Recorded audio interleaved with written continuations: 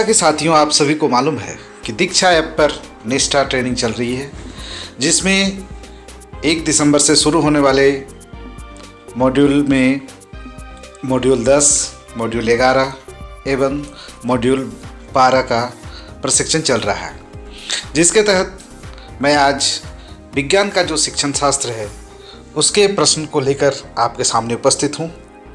तो साथियों नमस्कार, मैं शंभुनाथ मंडल अपने YouTube channel quick education hub में आपका पुनः स्वागत करता हूं।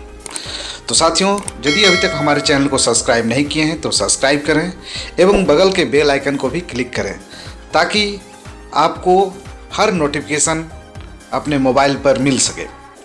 यदि आपको वीडियो पसंद हो तो वीडियो अपने दोस्तों में भी शेयर करें। इसके अलावा आप मेरे वीडियो को फेसबुक, ट्विटर पर भी देख सकते हैं। तो साथियों, बिना देरी किए हुए चलिए आज के वीडियो की ओर। तो विज्ञान की इस प्रश्नोत्तरी भाग में आइए देखते हैं सबसे पहला प्रश्न कि शिक्षक ने शिक्षार्थियों को हर्बल उद्यान में अपनी ऊंचाई का उपयोग करते हुए पौधों की तुलनात्मक लंबाई मापकर तथा धागे का उपयोग करते हुए और पौधे के तने की सतह को छूते हुए मोटाई मापकर डेटा का संग्रह करने के लिए गतिविधि शामिल करते हैं। इस गतिविधि को करने के लिए दौरान शिक्षार्थी कौन सी विज्ञान प्रक्रिया के कौशल से गुजरेंगे, निम्नलिखित को देखें। तो इसके लिए ऑप्शन को देखते हैं। सबसे पहले तो पहला ऑप्शन है लंबाई का तुलनात्मक माप, दूसरा ऑप्शन है स्पर्श अनुभव के माध्यम से अवलोकन और तीसरा अनुभव है धागा और स्केल का उपयोग कर सटीक माप। तो निम्नलिखित में कौन सा सही है? साथियों, यदि आपको ये ऑप्शन नज़र नहीं आए तो आप इस तीर निशान पर क्लिक कर लें, इससे सारा ऑप्शन आपको दिखाई पड़ेगा। तो इस तरह इन ऑप्शनों को देखने के बाद हम इस निष्कर्ष पर पहुंच रहे हैं कि इसमें जो दिया गया तीनों ऑप्शन वो सही है। पहला ऑप्शन भी सही है, दूसरा ऑप्शन भी सही है और तीसरा ऑप्शन भी सही है। तो इस तरह आगे बढ़ते हैं। नेक्स्ट क्वेश्चन है, इस तरह इस तीर निशान को क्लिक करें और पूरा प्रश्न पढ़ें। शिक्षक ने छात्रों को नोटबुक में अपनी पसंद के पौधे के स्केच बनाने और उसे रंगने, चित्र लेने और कोलाज बनाने के लिए एक गतिविधि में शामिल किया। इस गतिविधि के माध्यम से शिक्षक निम्नलिखित उपाय अवधारणाओं में से शिक्षार्थियों के बीच निर्माण के कोशिश कर रहे हैं। तो अब ऑप्शन को देखें, इसमें कौन सा ऑप्शन है?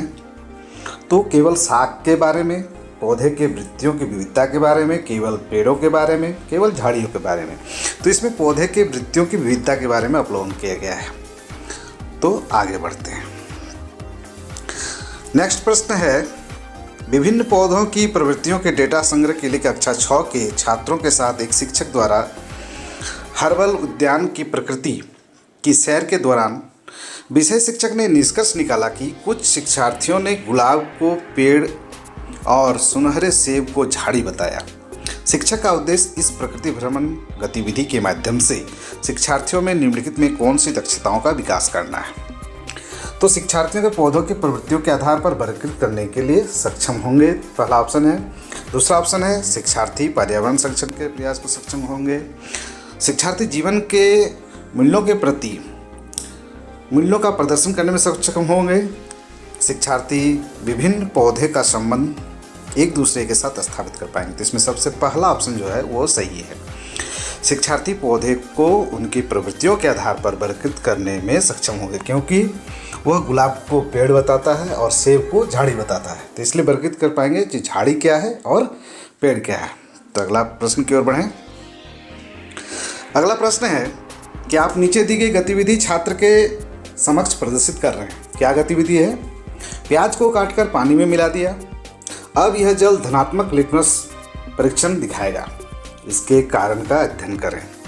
तो जैसे ही प्याज को पानी में डाला जाता है तो वह जो अम्लीय विलयन है वह क्या होता है कि नीले लिटमस को लाल कर देता है। तो इसमें तीसरा ऑप्शन जो है, अम्ल उस विलयन में बनता है जो नीले लिटमस को लाल कर देता है। तो इसे टिक करें, आगे बढ़ें।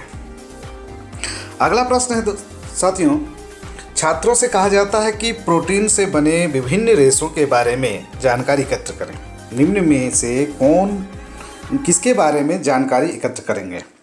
तो जो प्रोटीन का बना होता है वो कौन चीज़ होता है? पॉलिस्टर, रेयॉन, सूती या रेशम? तो हम लोग जानते हैं कि पॉलिस्टर और रेयॉन कृत्रिम रेशे होते हैं, सूती कपास से बनाए जाते हैं, लेकिन रेशम जो है वह प्रोटीन से बना हुआ विभिन्न प्रकार का रेशा है। तो इसे आगे बढ़ते हैं। नेक्स्ट क्वेश्चन, कक्षा में घोल के बारे में चर्चा करते हुए आप एक विद्यार्थी को पानी में किसी पदार्थ को डालने के लिए आमंत्रित करते हैं। पदार्थ की निश्चित मात्रा को जोड़ने के बाद वह पात्र नीचे दिखाई देने लगता है। आप छात्रों से कौन से निष्कर्ष की अपेक्षा करते हैं? मान लीजिए हम किसी पदार्थ जो पानी में डाला गया है उसे हम लोग जितनी मात्रा में पानी दे देते हैं तो घोल क्या हो जाता है? संतृप्त हो जाएगा, असंतृप्त हो जाएगा, पदार्थ जमने लगेगा, पानी जमने लगेगा, तो ये घोल जो है संतृप्त हो जाएगा। तो इसे आगे बढ़ते हैं। नेक्स्ट प्रश्न हमारे सामने है, आप छात्रों को यह महसूस करने में मदद करना चाहते हैं कि सभी ध्वनियाँ मनुष्य के लिए श्रव्य नहीं हैं। आपकी राय में इसकी सबसे प्रभावी कार्यनीति क्या हो सकती है? हम लोग बच्चे को यह महसूस कराते हैं कि सभी मनुष्य जो है ध्वनियाँ जो है मनुष्य के श्रव्य में नहीं होती है। तो इसके लिए सबसे जो हम लोग सटीक आइडिया होगा वो क्या होगा? रोल प्ले, परियोजना, स्थानीय द्वारा, प्रश्नोत्तरी। तो उसमें सबसे जो सटीक होगा वो होगा परियोजना।